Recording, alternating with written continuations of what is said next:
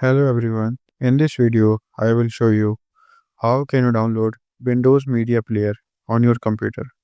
So for downloading that, press on Window key and then search here Microsoft Store and then open it.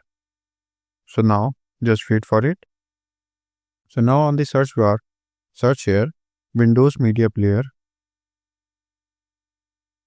So let me search here. So now here you can see Windows Media Player is showing. So now clicking on it. So here you can see this is showing as open as I have already installed this on my computer. In your case, this will show as get or install. By clicking on that, you can download Windows Media Player on your computer. I hope this video is helpful for you. If you found this video helpful, please do like, share and subscribe. And thanks for watching.